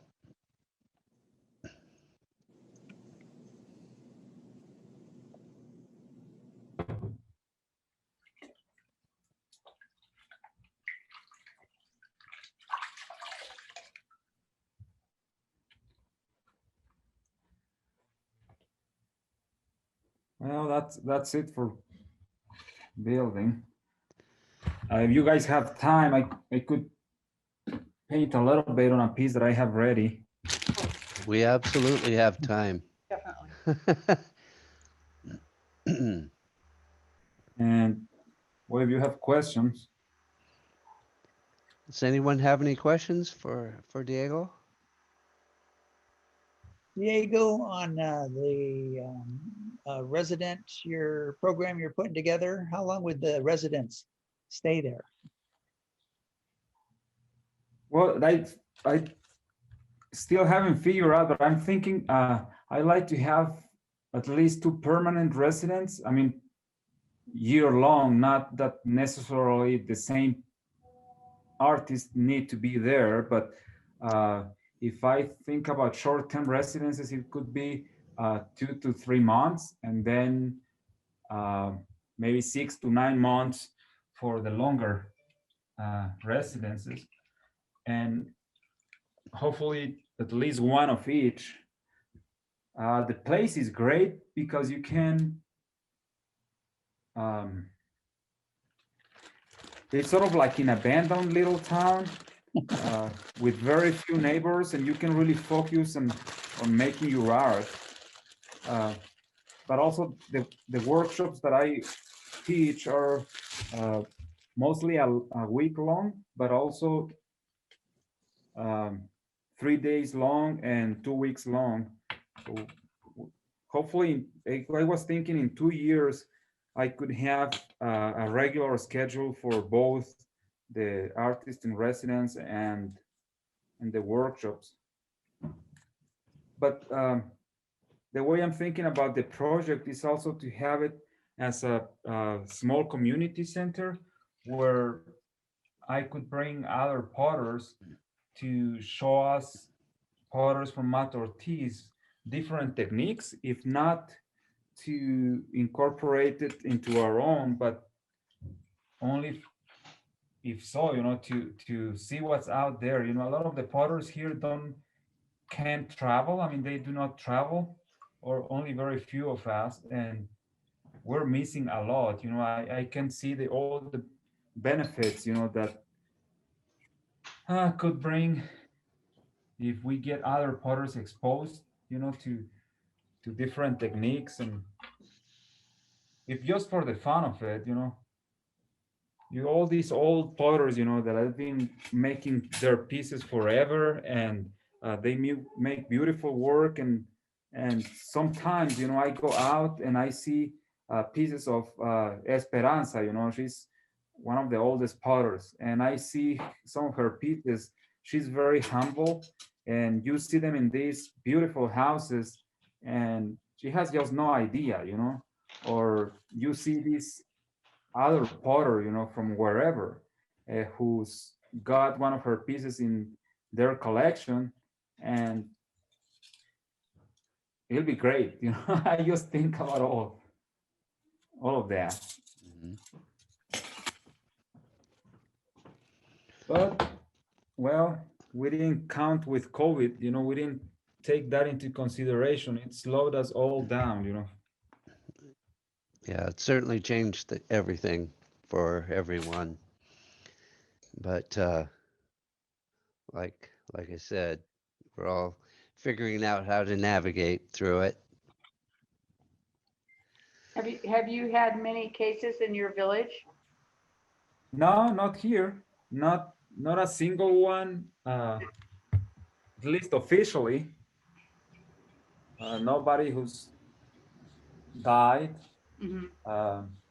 It's a very small town, and we live pretty much isolated in that regard. I mean, we go to the city to buy groceries, but being a small community has been a great advantage in that regard. And then the next city, the little city next to our town,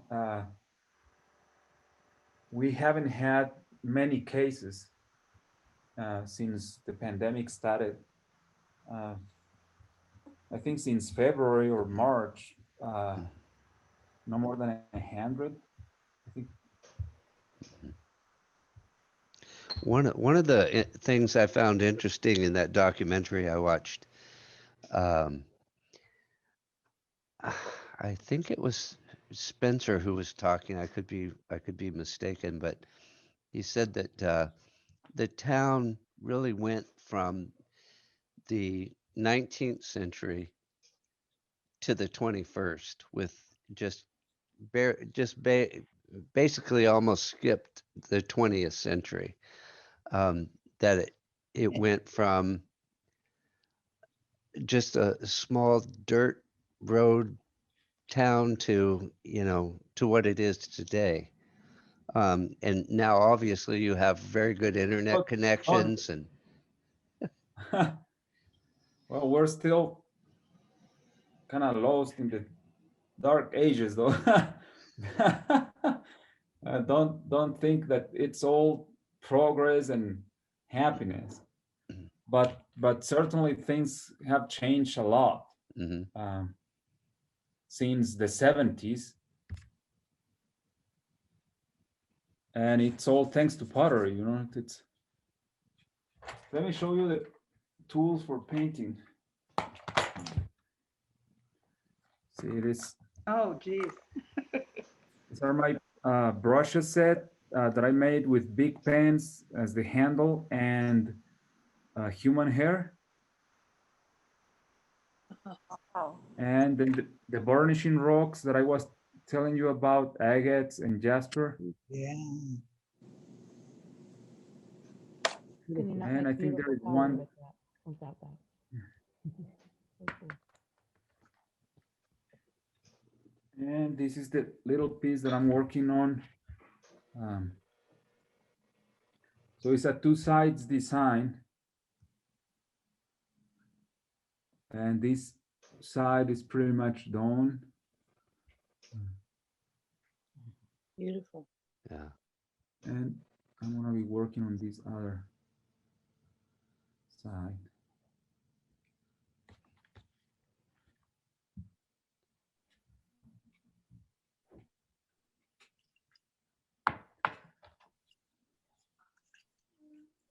I have my sleeves in kombucha uh, bottles. Is that greenware or is that bisqueware, low bisqueware? It's green. Green? It's green. We do single firings only. Oh, And Is it burnished before you start to paint? mhm. Yeah, we burnish before doing the painting, and depending on the painting, like the black and red oxides sleeves, they allow us to varnish over them, so they become completely flat, Wow. like a stamp. Huh. You can, if you touch it, you can barely feel it. Does it smear it when you burnish it? Like when you burnish Not the slip lines? well. It takes a time to kind of master the process, but it can be done, and it doesn't really smear it. Oh, uh-huh. Beautiful.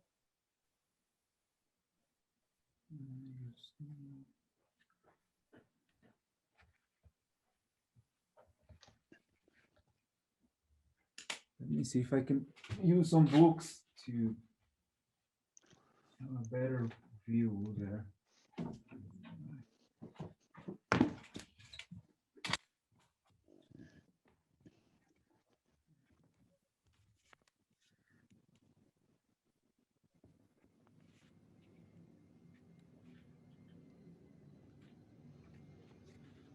Perfect.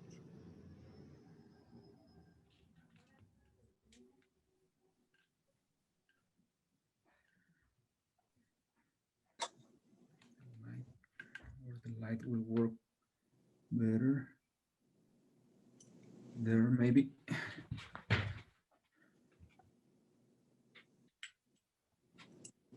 This I'm gonna be using. Oh, God. It's six strand brush, and it's an inch and a half long. Well, an inch and a quarter probably, but Oh, jeez.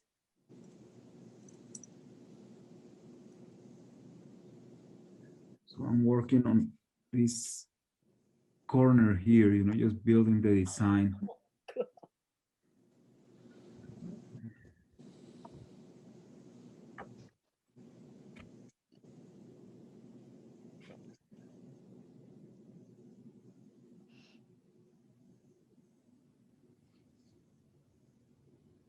So the first line is kind of easy, but then you have to go over it at least twice to make it bold enough, and that's when it gets tricky. If I have had a lot of coffee, then that's a problem. And don't talk about tequila. That's even a bigger problem. Yeah, I was gonna say. Amazing. So each line has to be covered 2 more times. At least twice, yes. To keep it bold. Yeah. Wow. Mhm. If you screw up, can you erase it or do you scrape it off? If you screw it up. Well, we never screw it up, Patti, do we?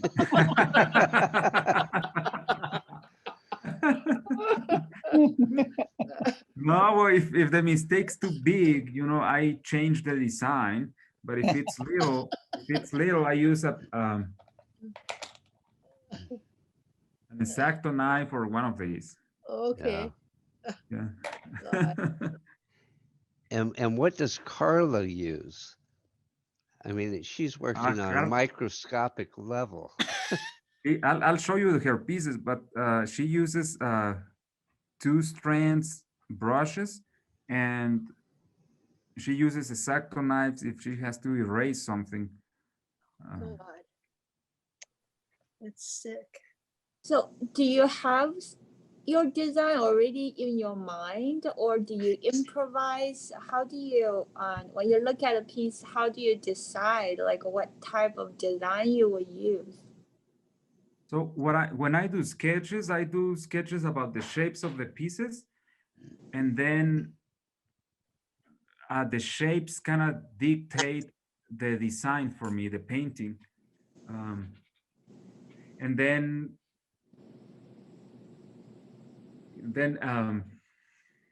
I kind of improvise, a lot, because of that. Mm. But as I say, I follow a lot the shapes to make the designs. Let me show you some of the pieces that Carla makes.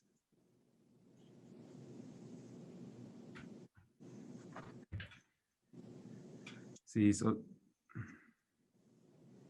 Oh, my. Oh, that's sick. Wow. So these are two little figures, you know, that are joined by a handle in the back, and they are made in the fashion of the figures that the Pakime Oh people man. did, and they are holding little pots in their hands.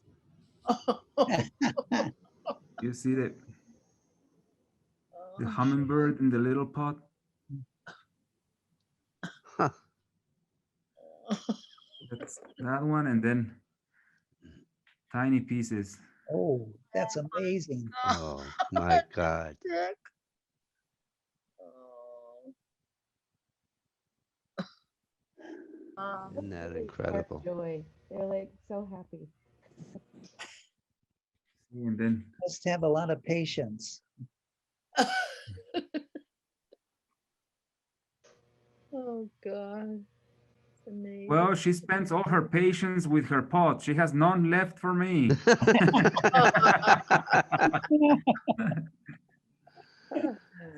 Oh, it's funny. Tiny, tiny lid. Oh my gosh. Yeah, it's just beautiful. Yeah, it's way more work to make one of these little ones than making a bigger one.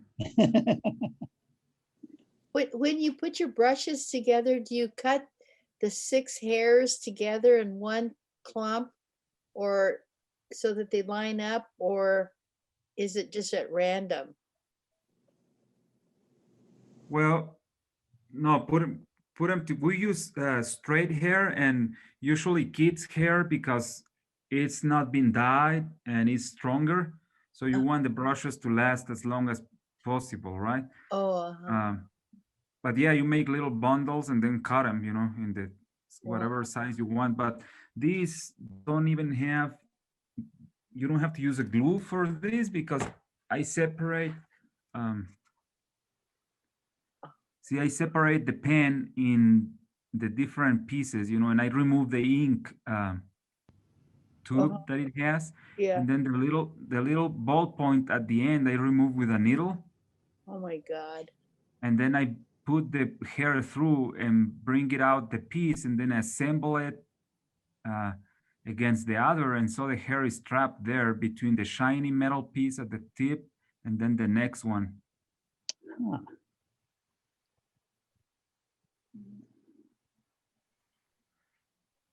So they just stay together? Uh-huh. Yeah, my brushes last for a long time, except that I drop them sometimes and then I mess up. But Oh God.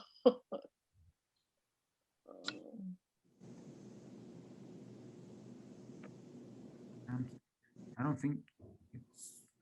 Can you guys see it there or Yeah. not? Yeah. Beautiful.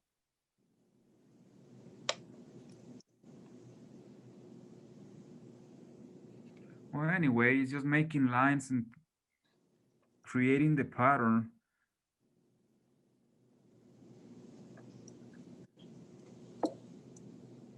I noticed on some of your the photos we saw before, you had these kind of little tiny squares, like multitudes of squares, and the Uh-huh. outer Oh edges yes. were filled in. Do you do it with that brush? How Yeah, because we do like a checkerboard design, right. and then with a thicker brush we fill in the spaces like this Oh, one oh, versus see. oh, it's so painful.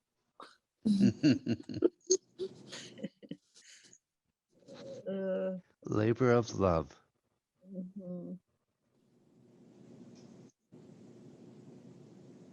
So this piece that you're working on, when do you, um, if you were working on it, say like going to work during the day, would it take you 2 days to glaze that or to decorate it?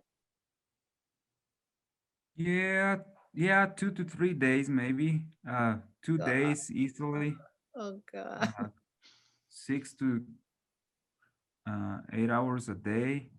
So what do you do for your back? That's my problem. I mean, Oh, it's like I go to the gym. I try to exercise every day, yeah, but yes, it's hard. It's hard on the back. You know, most of yeah, what we do is sitting. Like I build when while I'm sitting, and then also painting. I'm sitting, and there is not a good enough chair that really helps you with your back. That's because yeah, you can spend as much as you want on a chair, you know, but it's not gonna help. right. I just try to exercise, How do you keep it but I from guess going over that line, the basic shape line that, and it stops right where you want it? How do you do that? It's just, well, it's uh, just practice, you know. It's oh Control. God. just practice. I've learned a lot from you. I've learned that I don't want to do that.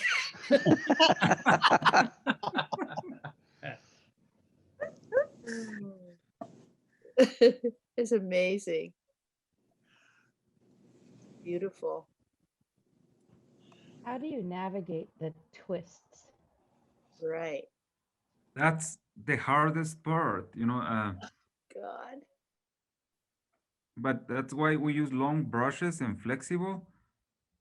And sometimes you just like for this part, I didn't care much about the quality or the mistakes going into that area because that's gonna be filled in with the red like here.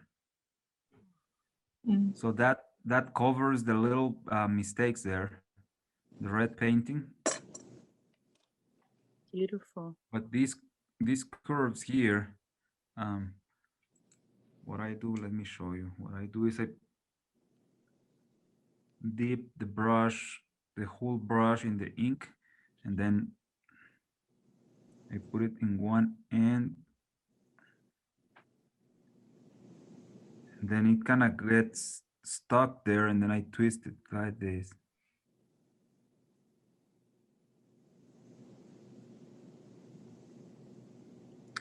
Oh, oh God. Was More than dragging, not really dragging the brush, but just Laying it. Laying letting it it, down. yeah. Oh God. So anyway, that's sort of it, I guess, for painting. God. Well, Diego, thank you so much Oh, for lovely. sharing everything with us this evening. It's just been such a pleasure. Um, Really. I'm amazed. Oh, thank you very much, Ken, for inviting me to be part of your class for today.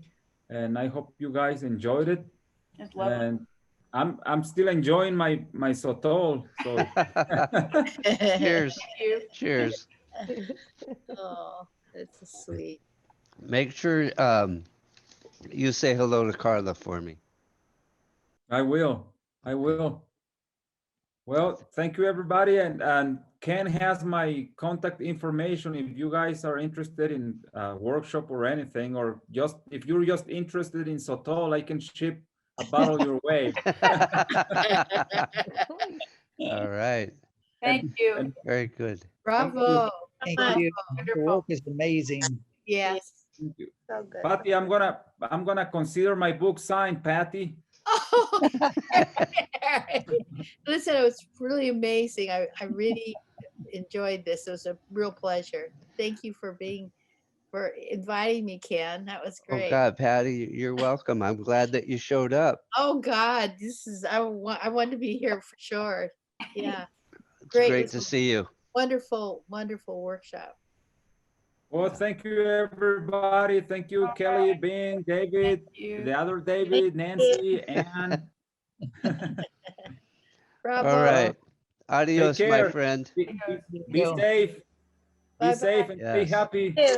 Stay safe.